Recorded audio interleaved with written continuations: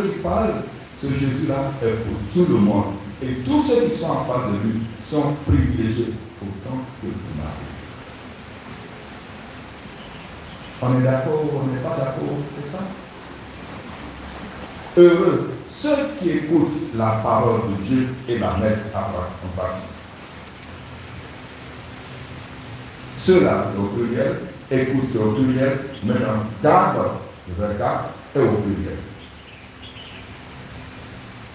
La grande question, mais de qui s'agit-il? Ceux qui sont heureux, ceux qui sont bien heureux.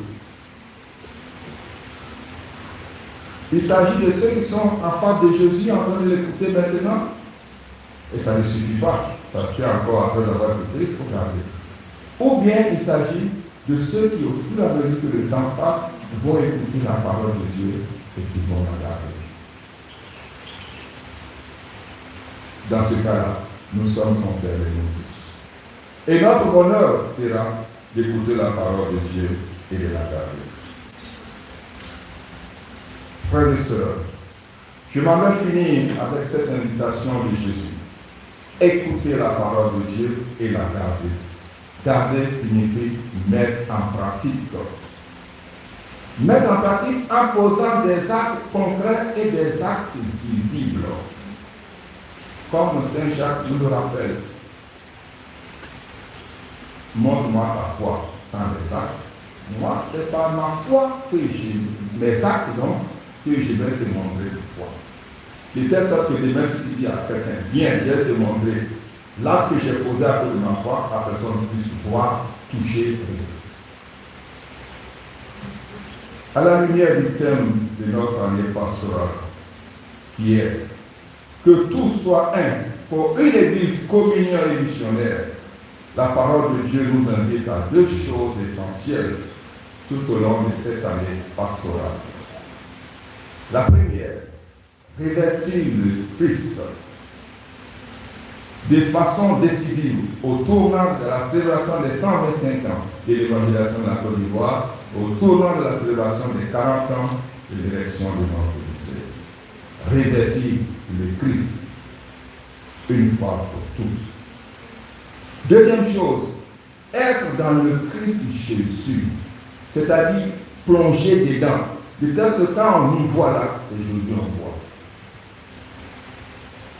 On ne doit pas se lever la tête pour regarder à droite, il y a quelque chose, à gauche, il y a quelque chose, devant, non, dedans. Immergé dans le Christ. Frères et sœurs, que cette même parole de Dieu illumine notre vie et toutes nos activités. Et qu'à travers cette unité, nous puissions nous mobiliser, connaissez la suite, pour achever la construction de notre cathédrale.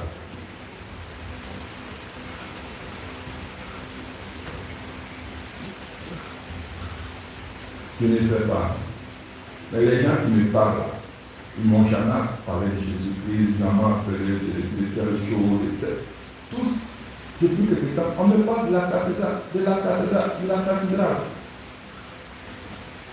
C'est tout. Il n'y a pas d'autres nouvelles, il n'y a pas d'autres sujets.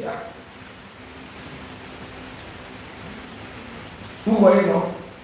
C'est-à-dire que ce qui est le plus important pour les passants, les automobilistes, les gens, les vendeurs, pour eux là, c'est la cathédrale. Donc je veux qu'on parle de Dieu, de l'Esprit Saint, de la communion, de la fraternité, de d'autres sujets. Donc faisons vite. Quand on va finir là, on a déjà nous parler de Dieu. Libérez-moi. Frères et sœurs, ça sera alors aux yeux de tous le signe de notre unité. En tant que fils et filles du décès du grand Bassam, les gens nous regardent.